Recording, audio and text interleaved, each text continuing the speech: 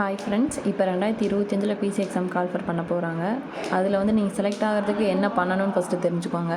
எல்லோரும் ஃபஸ்ட்டு அவங்க ஹைட் என்னன்னு பார்த்து தெரிஞ்சுக்கோங்க. ஏன்னா ஹைட்டு எவ்வளோ தான் நீங்கள் படித்தாலும் ஹைட் இல்லை அப்படின்னா கண்டிப்பாக ரிஜெக்ட் பண்ணிடுவாங்க. அது பொண்ணுங்களாக இருந்தாலும் சரி, பசங்களாக இருந்தாலும் சரி, இந்த ஹைட்டுக்குள்ளே இருக்கணும். நீங்கள் எந்த கேஸ்ட்டில் இருக்கீங்களோ அந்த கேஸ்ட்டில் இருக்கிறவங்க இந்த ஹைட்டுக்குள்ளே இருக்கணும்.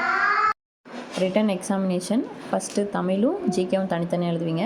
அதுக்கடுத்து கட் ஆஃபில் வந்துட்டிங்கன்னா ஃபிசிக்கல் மெஷர்மெண்ட்டு, பொண்ணுங்களுக்கு ஹைட்டு மட்டும், பசங்களுக்கு ஹைட்டும் செஸ்ட்டும் அந்த கேட்டகரிக்குள்ளே இல்லை அப்படின்னா உங்களை அப்போவே ரிஜெக்ட் பண்ணிடுவாங்க. அதுக்கடுத்து ஃபிசிக்கல் எஃபிஷியன்சி டெஸ்ட்டு, இதில் 1500, 400, 200, 100லாம் இருக்கும்.